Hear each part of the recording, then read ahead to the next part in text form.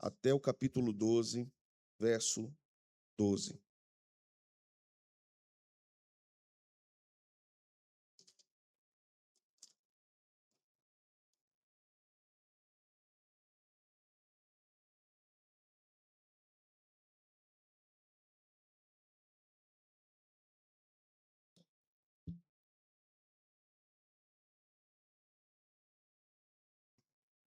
Diz a palavra do Senhor. Então regressaram para Jerusalém, e andando ele pelo templo, vieram ao seu encontro os principais sacerdotes, os escribas e os anciãos. E lhe perguntaram: com que autoridade fazes estas coisas?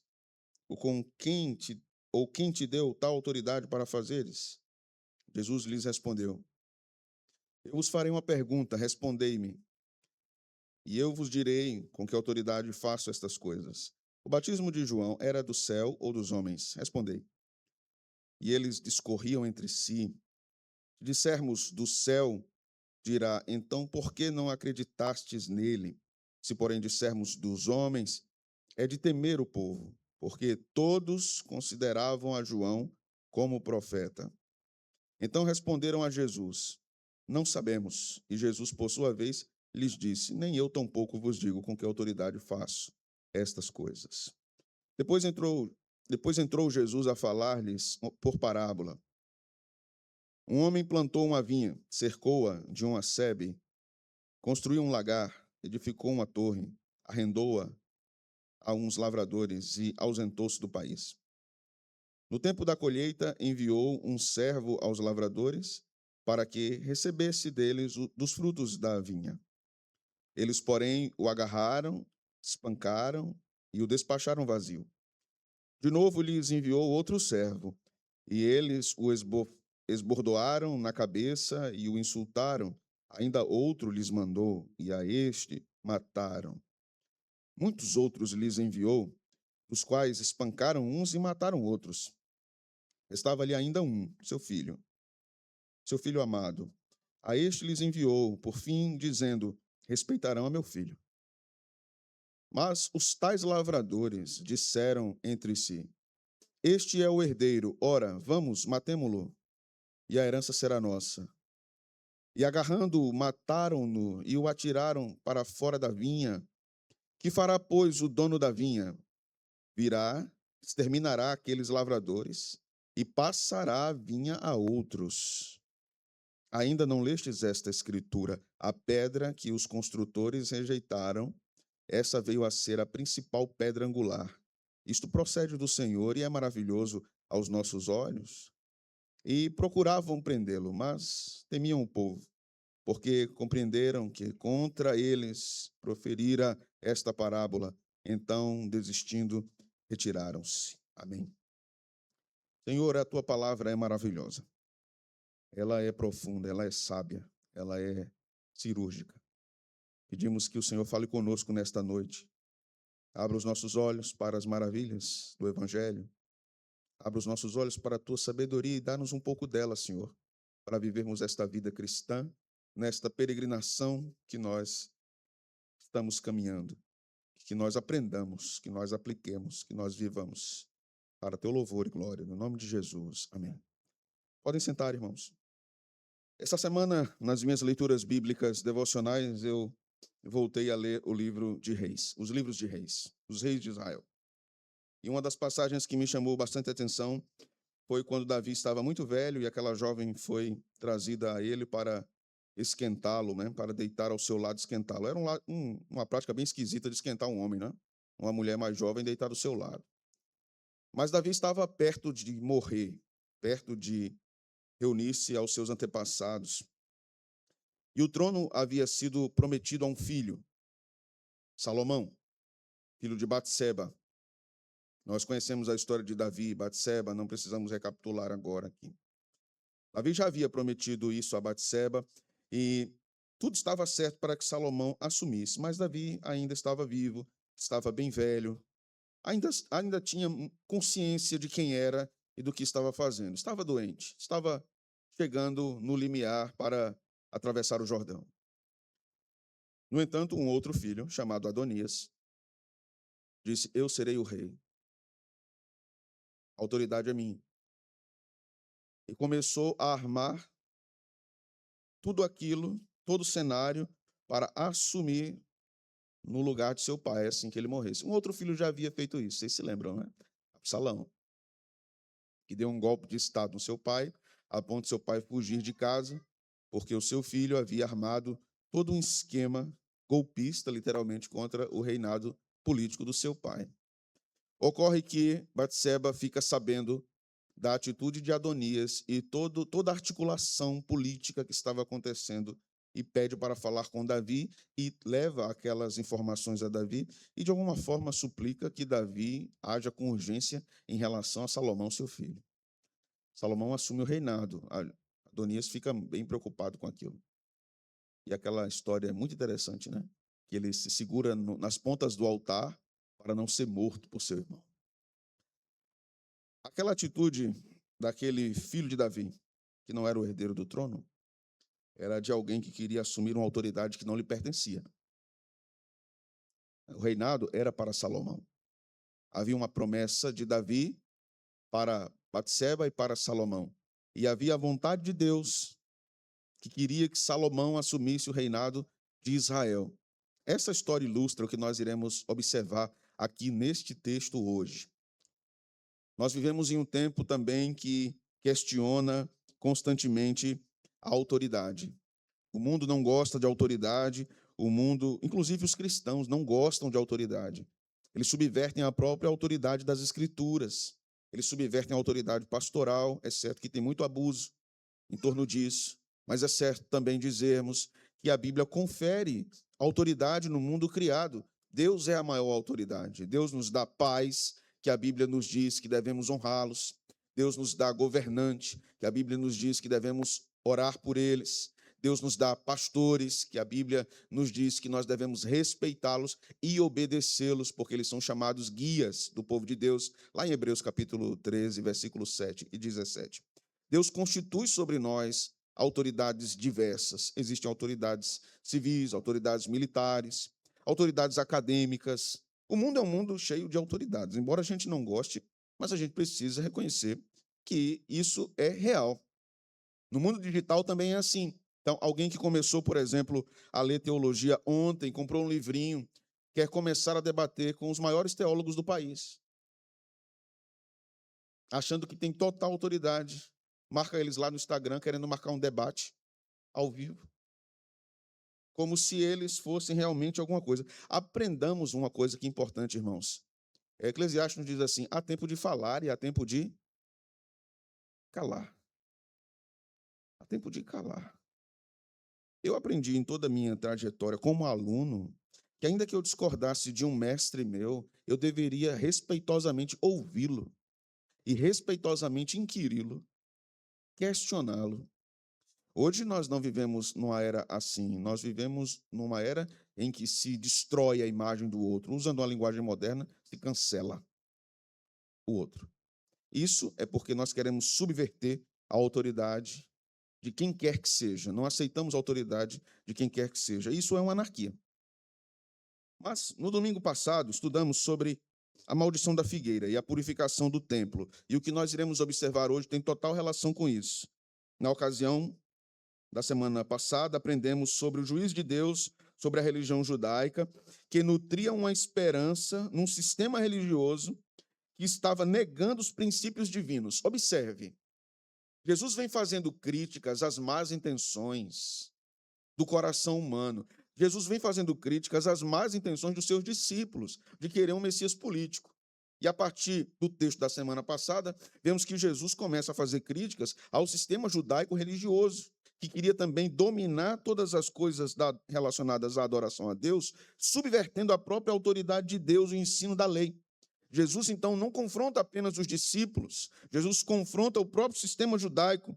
Nós vimos o que aconteceu, mas vamos lembrar aqui como a semana começou. No domingo, Jesus disse aos discípulos que buscassem um jumentinho. Eles buscaram, eles pegaram esse jumento, trouxeram esse jumento, ele montou nele, entrou em Jerusalém. Lembram-se disso? Na segunda-feira, Jesus amaldiçoa uma figueira e entra no templo. Agora nós estamos na terça-feira de manhã da Semana da Paixão. Nós estamos caminhando com Jesus todos os dias da semana da paixão. E agora nós estamos na parte da manhã com Jesus, observando toda aquela movimentação e todo aquele debate. Nós vimos o que aconteceu na semana passada. E nessa porção aqui, temos o início de uma série de embates de Jesus contra o Sinédrio. Uma série de conflitos de Jesus contra o Sinédrio. E aqui eu quero fazer uma observação importante, porque muitos cristãos, não cristãos também, acabam sempre pintando Jesus da forma errada. Ou Jesus é um pacifista irremediável, ou Jesus é um Osama Bin Laden. E não é isso. Jesus realmente pregou o amor, mas Jesus verdadeiramente entrou em embates profundos com os religiosos de sua época e com as autoridades políticas, inclusive. Aqui nós vamos observar isso. Isso irá ocorrer 5 vezes em Marcos antes da morte de Jesus. Isso mostra como um sistema político religioso, como era o de Israel naquele tempo, poderia estar, como estava, profundamente comprometido com seus próprios interesses e não com a vontade de Deus. A religião judaica era antiquíssima e tinha ali um esquema, um sistema montado que não honrava a Deus, e Jesus estava a denunciar tudo aquilo, porque aqueles que não estavam honrando a Deus estavam querendo a todo custo tirar Jesus de cena, porque Jesus era perigoso. Um outro parecer aqui importante. Nós somos perigosos. Os cristãos são estranhos. Muito estranhos. Eles são esquisitos. Eles dizem que para a pessoa ter determinados prazeres, a pessoa precisa casar. Que a sua maior alegria não está nas coisas do mundo, está nas coisas de Deus. Veja que coisa esquisita. Os cristãos dizem que no domingo estarão na igreja, guardando o dia do Senhor. Não vão estar em casa assistindo a Copa do Mundo essa hora. Os cristãos são bem estranhos. Eles vão na contramão do mundo, dizendo, não fazemos assim, fazemos desse jeito, porque Deus quer que façamos desse jeito. E o mundo acha sempre muito esquisito. Os cristãos amam inimigos, isso é muito esquisito, irmãos. Ajudam pessoas que eles nunca conheceram, nunca viram. A troco de quê? De glorificar a Deus apenas. Eles não fazem isso para angariar fundos para a vida celestial, para ter mais uma pedrinha na coroa. Eles apenas obedecem o evangelho. Então os cristãos são muito perigosos. Não como o mundo imagina. Não como o mundo imagina. Mas são, de alguma forma, porque eles são estranhos. Os 3 grupos que nós temos aqui, que compunham o sinédrio, são os principais sacerdotes, os escribas e os anciãos. Para a apresentação de Marcos, no evangelho que ele escreveu, essa ocasião é crucial, porque ela concentra precisamente 2 questões importantes. Primeiro, quem é Jesus? Quem é Jesus? E que autoridade é essa que ele tem? Os 2 textos vão tratar sobre isso. Aqui o sinédrio enfrenta esse desafio de autoridade. Eles querem perturbar Jesus. Eles querem derrubar Jesus. Eles querem tirar Jesus de cena. Eles vão matar Jesus. Então nós temos aqui vários episódios que se acumularão até o final, até a morte de Jesus. Nós temos aqui a parábola da vinha, ou dos lavradores maus, é a mesma parábola. Nós temos aquele texto mais à frente, do verso 18 ao 27, sobre o imposto, lembram? Dai a César o que é de César e dai a Deus o que é de Deus. Nós vamos ter do verso 28 ao 34, aquela questão sobre casamento e ressurreição. Jesus vai falar sobre isso. Nós vamos ter vamos ver Jesus falando sobre o maior dos mandamentos, quando ele fala daqueles mandamentos que são o resumo da lei, e ele vai dizer de quem é filho, e que é o Cristo. Tudo isso vai acontecer nessa batalha teológica de Jesus com esses religiosos. Então, na parábola dos lavradores maus, Jesus está mais uma vez ensinando o que já havia falado aos discípulos muitas vezes sobre sua rejeição.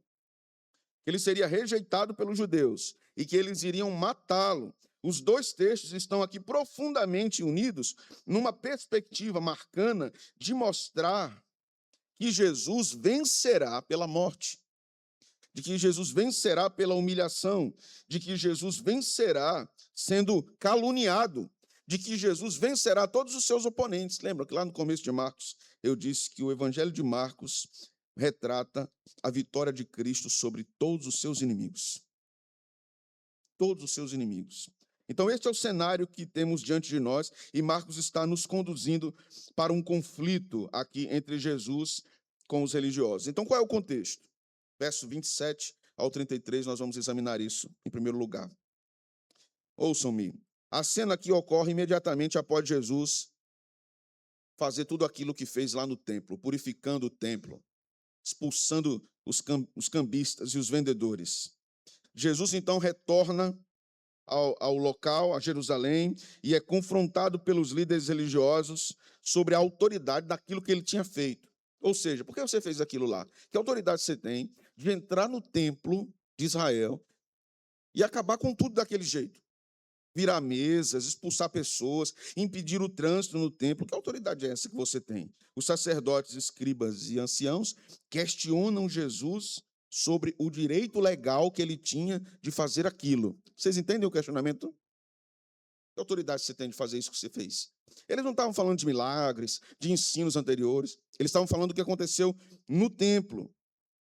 Então a pergunta deles era: você não tem um direito político, legal e religioso de fazer o que você fez. Você não é uma autoridade religiosa sobre a igreja de Israel. Você é um mestre, um rabino. Então aqui nós temos um padrão bem específico estabelecido por Marcos, porque nós temos um argumento típico do judaísmo rabínico. Alguns vão acreditar que isto vem da cultura grega, de toda aquela forma de filosofar que Sócrates desenvolveu na cultura grega. Nos seus diálogos socráticos, Platão retrata isso, como Sócrates inquiria os seus alunos, levando-os a uma compreensão mais profunda por meio de perguntas. Isso é o método socrático. Mas Jesus não estava lidando com alunos aqui. Jesus estava lidando com oponentes.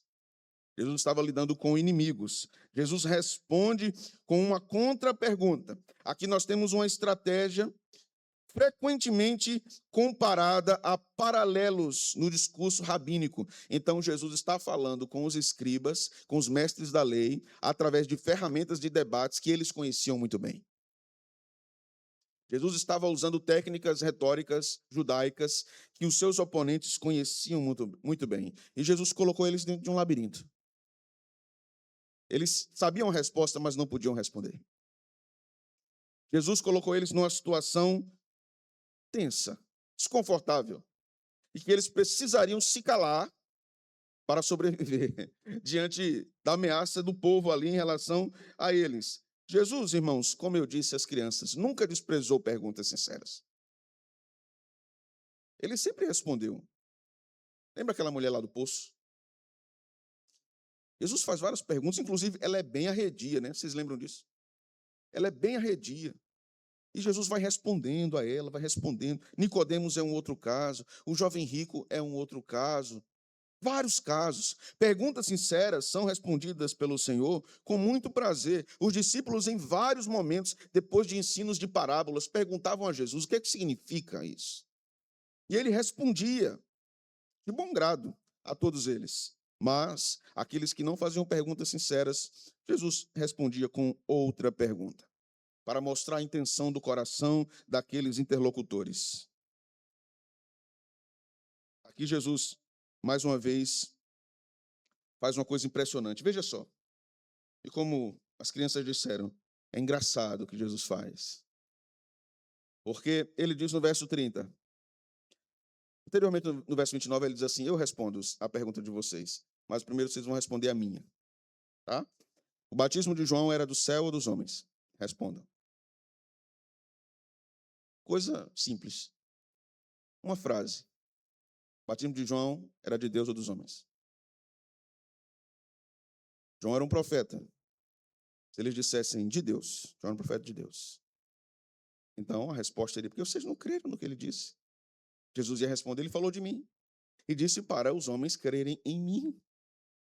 E vocês não creem na minha autoridade. Vocês estão questionando minha autoridade, mas possivelmente afirmam a autoridade de João. Se vocês afirmarem a autoridade de João, tem que afirmar a minha autoridade, porque João falou de mim. João esperou o meu dia. João disse: eis o Cordeiro de Deus que tira o pecado do mundo. João disse que eu sou o Salvador. Então, se eles dissessem: não cremos não cremos na autoridade de João? Teria um outro problema, porque o povo que estava ali acreditava na autoridade de João.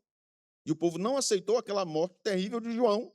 Então, se eles dissessem João não tinha autoridade nenhuma e não era um profeta, eles tinham a possibilidade de experimentar, de vez em quando, assim, aparecendo uma pedra, passando pela orelha ou batendo na cabeça e morrendo. Seriam mortos. Então, eles foram sagados e disseram, nós não sabemos. Vejam só, o versículo de número... os versículos de número seguintes, né? Verso 31. E eles discorriam sobre si.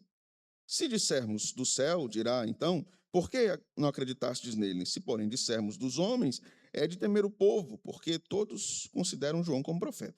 Então responderam a Jesus, não sabemos. E a resposta de Jesus é o máximo, né? Então eu também não respondo. Vão ficar sem saber. Não responde não? Também não respondo não. E aí, o texto dá continuidade à argumentação. Mas antes de entrarmos aqui, na parábola da vinha, eu quero considerar com vocês algumas aplicações. A primeira delas, meus irmãos, é que os líderes não questionam Jesus porque faltavam provas da sua autoridade. Eles sabiam que existiam provas. Eles viram muitas coisas acontecendo. Eles ouviram sobre Jesus. Ouviram o próprio Jesus falar. Eles haviam testemunhado milagres. Eles sabiam do testemunho de João Batista sobre Jesus. O problema não era intelectual, mas moral. O problema era moral. Da mesma forma, muitas pessoas ainda hoje rejeitam a Cristo, não por insuficiência de evidências de quem Cristo é, mas rejeitam a Cristo por um problema moral. Porque essas pessoas não querem abandonar os seus pecados. Elas não reconhecem a autoridade de Jesus, porque elas querem ser para si mesmas a maior autoridade. Chamamos isso de autonomia. É o que Satanás disse a Adão e Eva. Vocês serão iguais a Deus. O mundo rejeita Cristo, o mundo ocidental principalmente, não por falta de evidências, mas por um fator moral. O declínio da moral por causa do pecado faz com que o homem seja a tal modo orgulhoso que deseja a sua autonomia. Viver sem Deus é uma escolha. A fé bíblica exige submissão total a Jesus. Total. E não apenas reconhecimento de quem ele é. Jesus não é apenas salvador dos crentes, ele é senhor deles. Senhor. Se ele não é senhor de sua vida, ele não é seu salvador. Jesus não pode ser salvador de quem ele não é senhor. O Cristo que salva é o Cristo que nos governa. É o Cristo que nos dirige. Se você não quer a orientação de Cristo, ele não pode ser seu salvador. A inclinação do seu coração é a mesma dos principais sacerdotes, dos escribas, dos anciãos. Esta menção é uma menção à representação do sinédrio, que era composto por esses, e estavam preparando o caminho para a destruição, e achavam que era destruição, mas não era destruição. A segunda coisa, quando Jesus menciona João Batista, ele demonstra o problema dos líderes. O problema dos líderes começou muito antes do próprio Jesus pregar. Eles haviam rejeitado João. E Jesus vai falar sobre isso na parábola da vinha, compreende? Jesus vai falar que muitos mensageiros foram enviados pelo dono da vinha. E eles foram esbofeteados e foram mortos. E João estava nessa lista. Esse grupo rejeitou a João como mensageiro de Deus, e por isso também rejeitariam o próprio filho. Vocês se lembram, irmãos, que lá atrás, lá no começo do Evangelho de Marcos, nós vimos o relato de Marcos sobre a morte de João, no meio de uma situação que parecia não ter nada a ver. Marcos estava mostrando que, assim como João foi rejeitado e foi morto, Jesus seria rejeitado e morto. E Jesus vem falando aqui, por vários capítulos, serei rejeitado. Serei esbofeteado, serei morto. O mesmo padrão que João viveu, Jesus viverá. Isso é contado na parábola dos lavradores maus. O filho foi enviado e também foi morto. Não só os mensageiros. Aqui, irmãos, aprendemos que há um princípio espiritual importante. Quem endurece o coração diante da luz que já recebeu, torna-se cada vez mais insensível às mensagens que Deus enviar posteriormente. Se Deus está trazendo luz, está trazendo sua mensagem, trazendo sua verdade, e se vai resistindo, resistindo, resistindo, o final é o que vai acontecer aqui na parábola da vinha. Mas eu quero ir com vocês para um texto que, pela providência, Deus tem conectado, assim, de modo impressionante, o que nós estamos estudando na quinta-feira com o que nós estamos estudando no domingo à noite. Vá comigo a Hebreus.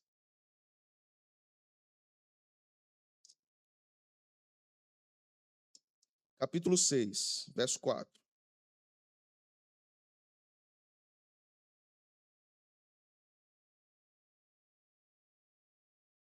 Olha só. Contexto aqui para vocês entenderem. A igreja judaica, que era essa, que recebeu a epístola aos Hebreus, estava um grupo, talvez um grupo pequeno, estava sendo assediado para voltar ao judaísmo, abandonar o cristianismo, abandonar a suficiência do sacrifício de Jesus e voltar ao judaísmo. Então, do verso 1 ao verso 3, o autor aos Hebreus vai dizer: eu não vou voltar aos princípios da doutrina cristã, porque vocês são lentos, vocês são preguiçosos em aprender mais de Cristo. Eu vou continuar ensinando com profundidade a respeito do Salvador. Então, no verso 4, ele diz o seguinte: é impossível, pois, que aqueles que uma vez foram iluminados e provaram o dom celestial e se tornaram participantes do Espírito Santo e provaram a boa palavra de Deus e os poderes do mundo vindouro e caíram, sim, é impossível outra vez renová-los para o arrependimento, visto que, de novo, estão crucificando para si mesmos o Filho de Deus e expondo-o à ignomínia. Veja, quem são esses que foram abençoados pelo dom celestial, se tornaram participantes do Espírito Santo, provaram da palavra de Deus, dos poderes do mundo vindouro? Eram aqueles que estavam na igreja cristã judaica, aqui, que recebe essa epístola, que foram muito beneficiados pela exposição da palavra de Deus. Nós vamos ver isso no verso 7 e 8, eu vou explicar. Foram muito abençoados pela vida comunitária, pela vida de comunhão da igreja, mas ainda assim não se arrependiam, não criam na verdade. Eles não tinham fé no Salvador. Por isso que o texto vai dizer que eles caíram e é impossível que eles se arrependam, porque eles receberam abundantemente o ensino do Evangelho e resistiram a esse ensino. Então será impossível para eles serem alvo da salvação. O verso 7 vai dizer: porque a terra que absorve a chuva, que frequentemente cai sobre ela e produz erva útil para aqueles por quem é também cultivada, recebe bênção da parte de Deus. Veja, que terra é essa? É a igreja. Que chuva é essa? É a palavra. É o contexto aqui. Aqui é uma parábola do cultivo, que tem muita relação ao que nós estamos estudando lá em Marcos. Então, a chuva aqui é o símbolo da palavra. Isso é ensinado várias vezes no Antigo Testamento. A chuva como um símbolo da palavra. A chuva cai sobre a terra, e da mesma terra, diz o autor aos Hebreus aqui, da mesma terra vai nascer fruto e vai nascer espinhos e abrolhos. Uma parte da terra receberá essa fertilização e outra parte da terra rejeitará. O texto vai dizer no verso 8, olha só: mas se produz espinhos e abrolhos, é rejeitada e perto está da maldição. O que é que diz agora? Seu fim é ser queimada. Queimada. A ideia aqui é juízo de Deus. Recebeu a palavra, aprendeu, os olhos foram abertos, foi beneficiado pelos poderes do mundo vindouro. Chuva caiu sobre a terra e o coração rejeitou. Foi incrédulo. O que é que resta? Condenação. Jesus está ensinando sobre isso lá em Marcos. Irmãos, quem endurece o coração, mais uma vez, diante da luz que já recebeu, torna-se cada vez mais insensível às verdades posteriores, porque o coração vai ficando endurecido, a mente vai ficando cauterizada, a consciência fica cauterizada. A obediência à palavra de Deus prepara o coração para compreender mais verdades mais profundas. Se você rejeita os ensinos básicos da palavra de Deus, é impossível que você absorva ensinos mais profundos. Impossível. Quanto mais você recebe luz, mais o Senhor iluminará as trevas da ignorância do teu entendimento. Terceira coisa aqui, os sacerdotes, os escribas e os anciãos não queriam a verdade, irmãos. Eles não estavam atrás da verdade. Eles queriam preservar a sua posição diante do povo. Jesus era uma ameaça à posição deles. A preocupação deles não era o que é que Deus disse, o que é que Deus está dizendo. A preocupação deles era o que acontecerá conosco. Percebe no texto, quando eles dizem assim, se nós dissermos isso ou aquilo, nós vamos ter problema dos dois lados. Então o que é que a gente diz? Não sabemos, porque senão o povo virá contra nós. A preocupação deles não era a verdade, a preocupação deles era o seu próprio estômago, como Paulo fala. Sua própria vida. Sempre que a manutenção de cargos, prestígio, influência se torna mais importante que a fidelidade às Escrituras, a religião deixa de glorificar a Deus e passa a defender os interesses humanos. Sempre. Sempre que aqueles que foram chamados para guiar o povo à verdade abandonam isso e começam a desenvolver um ministério, um serviço de manutenção de sua própria glória e status, aquela religião passa a ser uma religião de homens.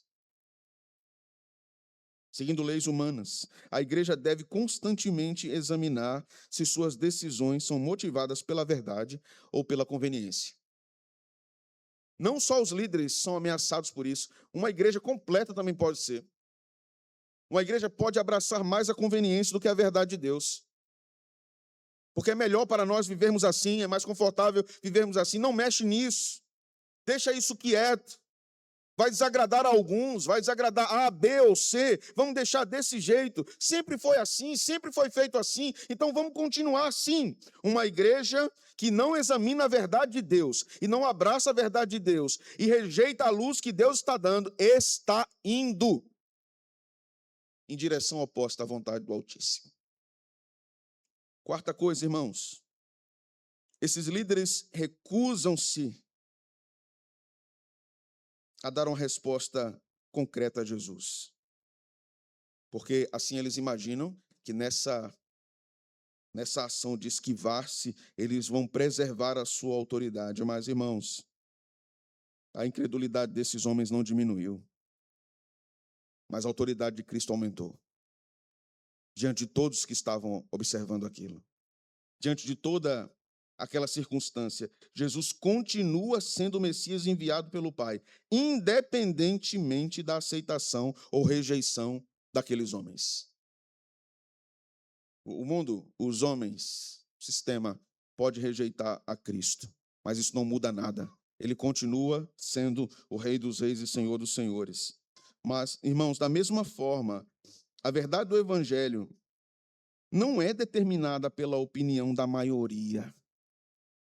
Tenhamos cuidado, inclusive nós que somos congregacionais.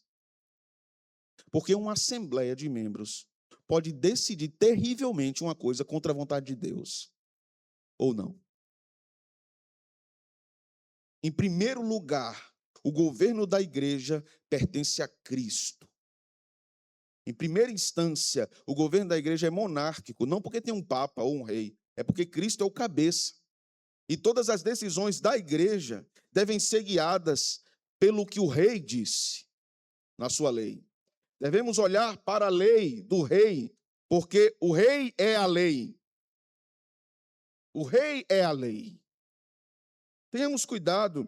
O cristão é chamado a se submeter à vontade, à autoridade absoluta de Cristo, reconhecendo que a palavra de Deus é a coisa mais importante para a sua vida.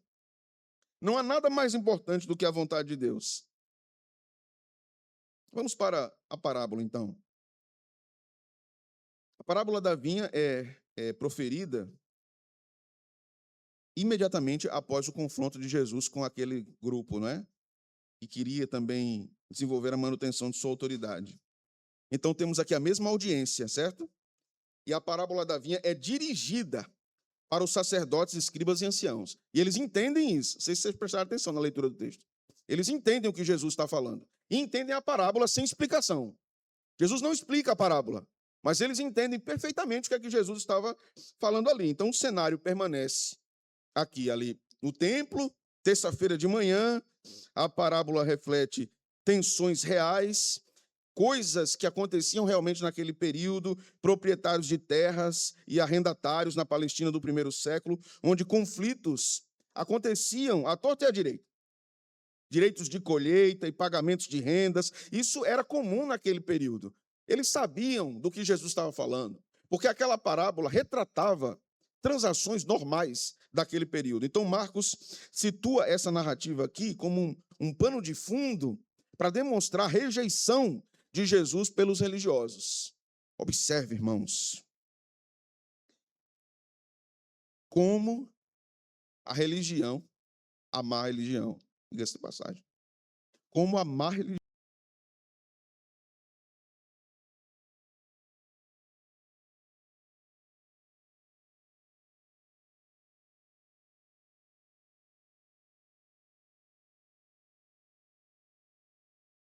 identidades importantes. O dono e seus agentes, os arrendatários que administram a vinha e a própria vinha.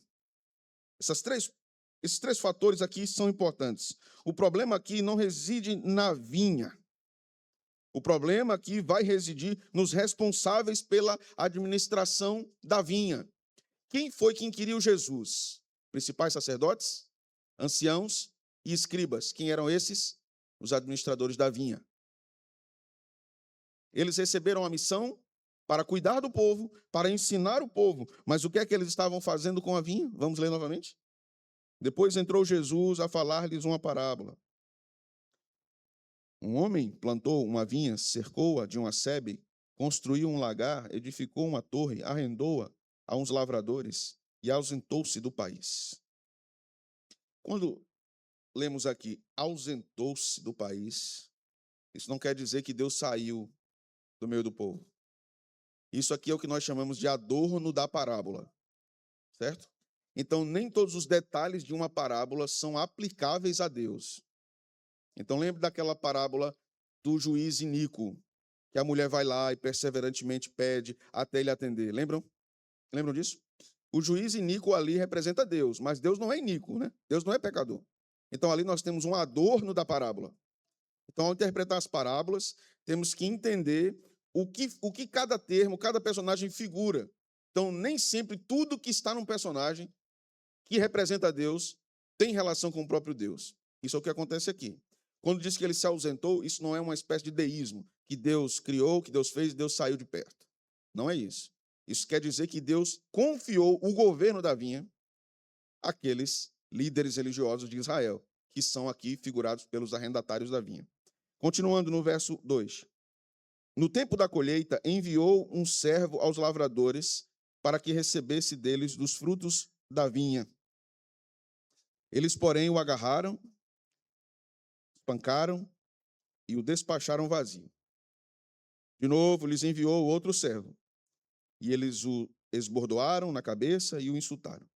Ainda outro lhes mandou, e a este mataram. Muitos lhes enviou, dos quais espancaram uns e mataram outros. Você se lembra de algum capítulo da Bíblia que conta isso aqui, listando nomes concretos, reais? Lembra de algum capítulo? Hebreus 11, que mostra como os profetas foram mortos, como eles foram enviados por Deus e o povo rejeitou.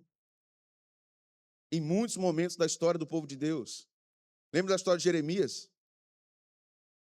Que foi rejeitado, não foi ouvido. Lembra Ezequiel? Que Deus disse, não vão lhe ouvir, mas continue. Fale. Lembre de todos os profetas que passaram sendo usados por Deus na antiga aliança. E quantos foram rejeitados? Qual era o papel do ministério profético? Observe uma coisa importante. Isso aqui é importante, essa informação é muito importante. Quando Deus estabelece o funcionamento ou a funcionalidade da religião judaica, os responsáveis pelo ensino eram sacerdotes. Lembram disso? Deus disse que são sacerdotes que vão ensinar.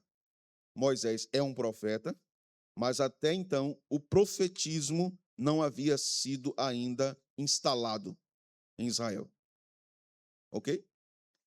Então, os sacerdotes eram responsáveis por ensinar o povo. Por causa do fracasso do ministério sacerdotal, que já se dá quando o culto levítico é inaugurado. A coisa já começa fracassada. Porque Nadab e Abiú, no capítulo 10 de Levítico, cultuam a Deus de modo indevido, usando fogo estranho, e Deus mata os dois. Então, ali é um símbolo do que aconteceria no ministério sacerdotal. Quando nós lemos Malaquias, nós vamos ver Deus dizendo que os sacerdotes deveriam ser apartados da igreja, ou que o povo de Israel deveria parar de adorá-lo, fechar as portas, porque Deus não suportava a infidelidade dos sacerdotes. Então, por causa dessa infidelidade constante do ofício sacerdotal no Antigo Testamento, Deus levanta o ofício profético, que nós vamos ter o seu grande representante, inicialmente falando, Samuel, como um juiz e como um profeta. Então, Samuel desenvolve uma escola de profetas.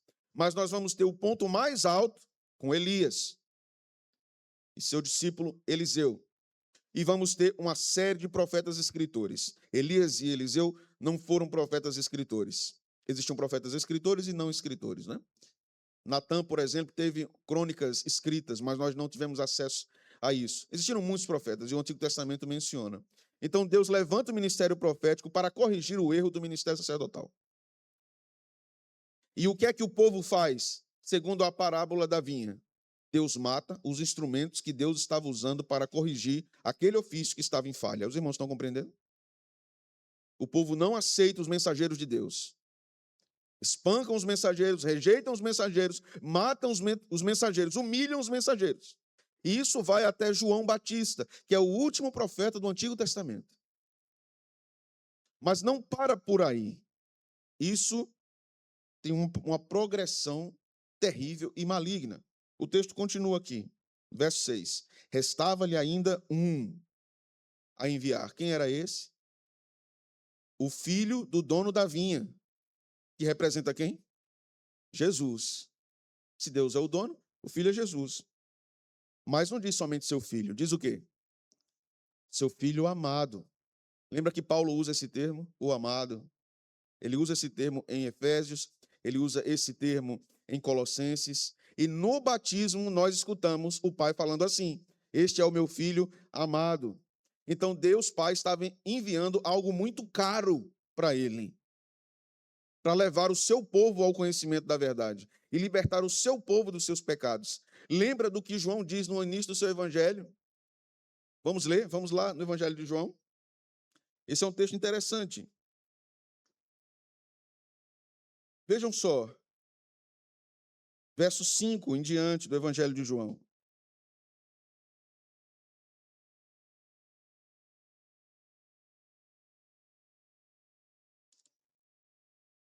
A luz resplandece nas trevas, e as trevas não prevaleceram contra ela.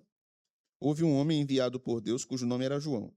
Este veio como testemunha para que testificasse a respeito da luz, a fim de que todos virem a crer por intermédio dele. Ele não era a luz, mas veio para que testificasse da luz, a saber, a verdadeira luz que, vinda ao mundo, ilumina a todo o homem. O Verbo estava no mundo. O mundo foi feito por intermédio dele, mas o mundo não conheceu. Veio para o que era seu e os seus não receberam. João está falando de quem? Dos judeus. Veja como está conectado a parábola da vinha. O filho veio, enviado pelo dono da vinha. O filho amado foi enviado. E aqueles lavradores rejeitaram o filho. Vamos voltar para lá. O texto vai continuar aqui nos dizendo o seguinte no verso 7. Mas os tais lavradores disseram entre si: este é o herdeiro. Ora, vamos, matemo-lo, e a herança será nossa. O que é que os escribas, os anciãos e os príncipes dos sacerdotes queriam? A manutenção de sua autoridade. Jesus era uma ameaça a essa autoridade. Então, Jesus está falando exatamente isso aqui. Viram o herdeiro e então determinaram matar o herdeiro para que eles tivessem ainda poder sobre a vinha. poder sobre a herança. Eles queriam governar mais do que o filho do dono da vinha. O texto continua no verso 8. E agarrando-o, mataram e o atiraram para fora da vinha. Que fará, pois, o dono da vinha? Virá, exterminará aqueles lavradores e passará a vinha a outros. Ainda não lestes esta escritura? A pedra que os construtores rejeitaram, esta veio a ser a principal pedra. Veja que coisa interessante, porque Jesus está citando um salmo aqui, né? O Salmo 118, que era um salmo caracteristicamente relacionado nessa parte ao Messias. Ele está dizendo aqui, através da parábola, eu sou a pedra angular. O que era a pedra angular? Veja o que o texto diz, olha, a pedra que os construtores rejeitaram veio a ser a principal pedra angular. Num arco, na entrada de uma cidade, a pedra angular que ela ficava no meio em cima, e ela sustentava todas as outras. Se tirasse a pedra angular, todas as outras caíam. Então a pedra angular era a sustentação do arco. Jesus está dizendo, eu é quem sustento tudo. A criação, o povo, a salvação. Mas a pedra angular está sendo rejeitada. Mas o texto no verso 11 diz, isso procede do Senhor e é maravilhoso aos nossos olhos. Veja só o verso 12. E procuraram como os lavradores fizeram com o filho da vinha. É que o texto diz, mas temiam o povo, porque compreenderam que contra eles proferia esta parábola. Então, desistindo, retiraram-se. Pior que o malvado é o covarde, né? E quando junta os dois, Jesus sabia da intenção deles. Irmãos, a parábola conduz o leitor ao centro do problema humano. A parábola não está relacionada apenas aos lavradores maus que são retratados por estes religiosos. Os lavradores não são condenados simplesmente porque administraram mal a vinha, mas porque rejeitaram sucessivamente os mensageiros de Deus e, por fim, assassinaram o filho amado do dono da vinha. O pecado atinge o seu ponto mais alto quando o homem se levanta rebelde contra Deus, rejeitando tudo o que Deus tem lhe enviado a respeito de sua verdade. Da mesma forma, ninguém será condenado apenas pelos seus atos imorais. Ninguém vai ser lançado no inferno porque pecou muito nessa vida. Não é isso. Não é isso, entende? Não é isso. É porque rejeitaram repetidamente os mensageiros do dono da vinha. Porque pecados todos nós temos.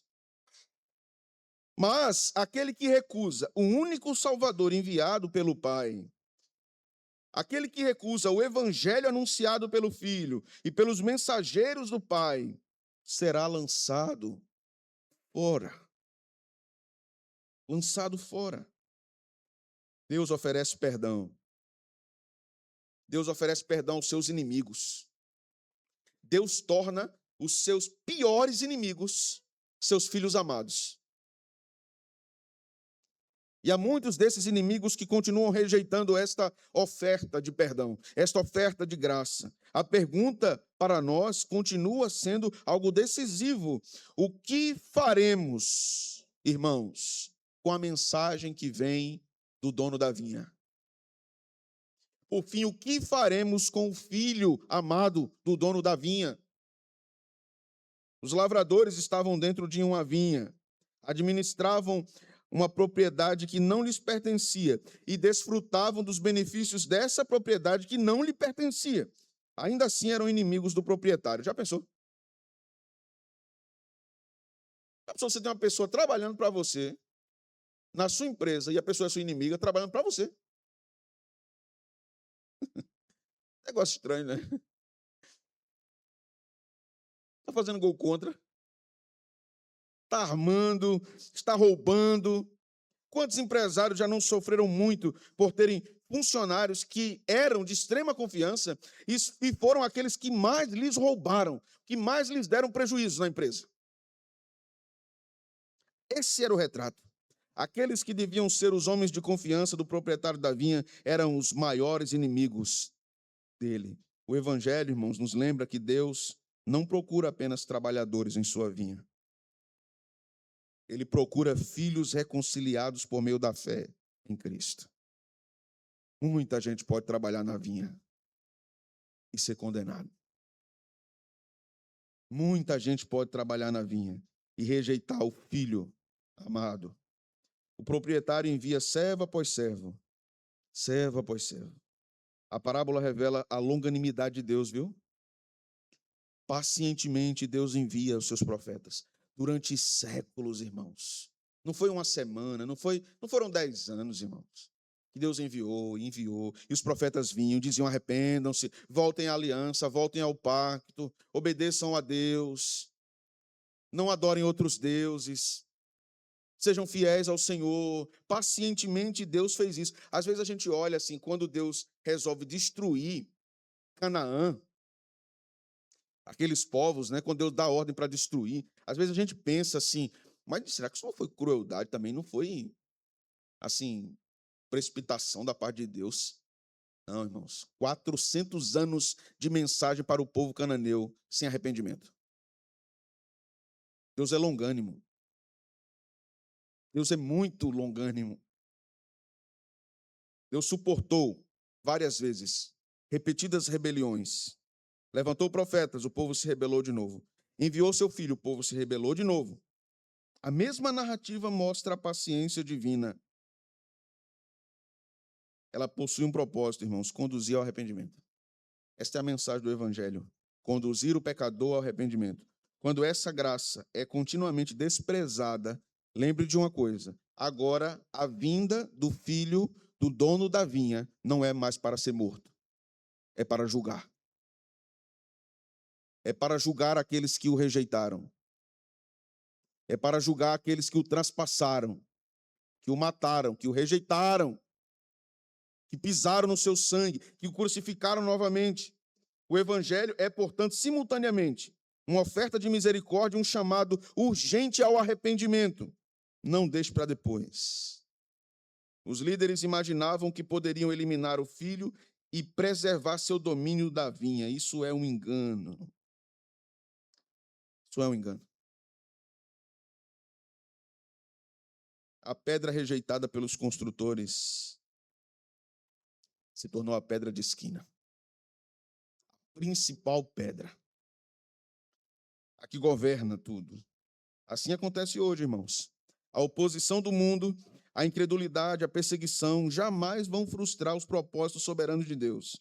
Cristo reina para sempre, precisamente por meio da sua cruz e por meio da sua ressurreição. Por isso, a esperança da igreja, irmãos, não repousa na aceitação do mundo. Não devemos estarmos preocupados com a aceitação do mundo. O cristianismo tem se tornado, nos últimos anos, cada dia mais culturalizado. Ele tem se adaptado, se moldado.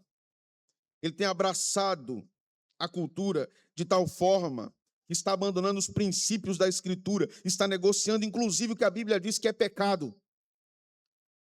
E a igreja está abrindo exceções. Não vamos analisar novamente, vamos olhar por outra perspectiva. Não devemos ser assim. Eu não estou dizendo que nós devemos ser uma espécie de Talibã evangélico ou uma espécie de polícia religiosa no mundo. Não é isso, irmãos. Mas nós estamos vivendo como filhos de Deus no mundo. Se nós estamos vivendo como filhos de Deus no mundo, como perdoados, remidos, o mundo nos odiará. O mundo nos odiará. Vamos esperar outra coisa? Você está esperando o quê? Um abraço do mundo? Um abraço de Satanás? O que é que tem acontecido? Uma parábola aqui. Alguém bate a porta. Você diz: quem é? Sou um mensageiro para você. Você pode abrir a porta? Você pode dizer o seu nome, por favor? Só direi meu nome se você abrir a porta para mim. Pode confiar. Nada de mal irá lhe acontecer. Certo? Você abre a porta. Uma pessoa apresentável, bem vestida. Um homem. Como é o seu nome? Muito prazer, meu nome é Transgressão. Você me permite entrar na sua casa? Para nós conversarmos um pouco. Eu tenho muitas coisas a te dizer. Que você não sabe, precisa saber. muitos segredos a te revelar sobre você mesmo, sobre sua vida, sobre seus planos, sobre seus sonhos. Eu tenho muito que te dizer e te ajudar. Pois não, vamos entrar. Você quer beber alguma coisa? Sim, quero. Mas eu quero que você beba algo que eu trouxe também. Você pode fazer isso? Você quer ser meu amigo? Então beba também o que eu tenho para lhe oferecer. E aí esse homem tira do seu blazer um pequeno frasco e um pequeno copo. E então o anfitrião pergunta: que bebida é essa? Ah, o nome disso aqui? Na minha terra nós chamamos de iniquidade. Uma bebida excelente, doce ao paladar. Você terá muito prazer nisso. Pode beber. Dê o primeiro gole. O gole foi dado. Gostou? Muito bom. Eu trouxe um petisco também. Trouxe também um petisco. Você aceitaria se eu lhe desse? Pode confiar em mim. Você também vai gostar. Como a bebida é doce, o petisco é um pouco salgado. Para que você, então, consiga fazer essa mistura. Você vai sentir assim, um gosto agridoce. Sim, eu quero. Pode comer. Como é o nome desse petisco? Ah, o nome desse petisco, na minha terra, se chama hamartia. Abre parênteses. Pecado em grego. Pode comer. Comeu? Comi. O que é que você achou? Muito bom. Quer mais? Quero. Eu tenho mais lá no meu carro. Posso passar uns dias aqui? Ah, sim, pode. Tem um quarto para hóspedes. Será um prazer ter você aqui como meu convidado. Transgressão. É assim que a igreja tem vivido o nosso tempo. Irmãos, Cristo nos chama para sermos sal, não no saleiro, na terra. Na terra. Luz, não debaixo do alqueire, como nós já vimos, no velador. Não nos escondamos da nossa identidade. Que o mundo saiba a quem servimos. Que o mundo saiba quem é o nosso Senhor. Que o mundo saiba que nós temos profundo afeto e servimos ao Filho amado do Senhor da vinha. Ao final dessa passagem, Marcos nos coloca diante de uma decisão. Os líderes religiosos ouviram a verdade, compreenderam a parábola e reconheceram que Jesus falava deles, mas em vez de se arrependerem, o que foi que eles fizeram? Eles endureceram ainda mais o coração. Eles queriam matar Jesus, prendê-lo. O perigo espiritual, irmãos, não é apenas ignorar Cristo, mas ouvir a sua palavra várias vezes e se levantar contra Cristo, como esses homens estavam tentando fazer. A proximidade com as coisas sagradas, como esses homens tinham, eram sacerdotes, eram escribas e eram presbíteros do povo, eram anciãos. Eles tinham proximidade com as coisas sagradas. Aprendemos aqui que a proximidade com as coisas sagradas não salva ninguém, somente a fé no Filho. Somente a fé no Filho. Estar perto das coisas sagradas, participar da mesa, receber batismo, ouvir pregação, não salvará você. Não garante sua salvação. Somente Jesus pode fazer isso por sua alma. Ao mesmo tempo, essa narrativa é um poderoso convite à esperança. O filho rejeitado pelos homens tornou-se a pedra principal da construção. Que ele seja a pedra principal da sua vida. Porque a cruz não foi derrota, mas o caminho da vitória, irmãos. Porque em Cristo somos mais do que vencedores.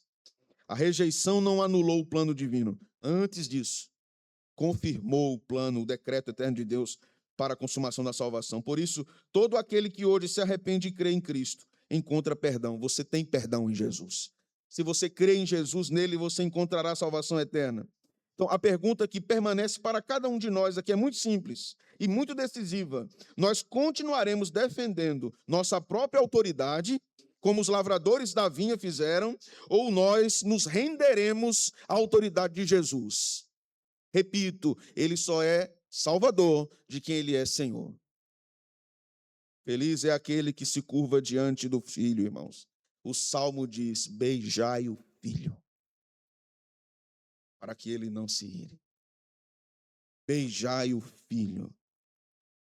O filho voltará e os seus discípulos estarão com ele, triunfantemente. Amém. Senhor Deus eterno, obrigado por tua palavra, Senhor. Obrigado por este culto. Obrigado por esta noite. Bendito seja o teu santo e poderoso nome. Obrigado pela tua igreja, comunidade dos salvos, Assembleia dos Primogênitos.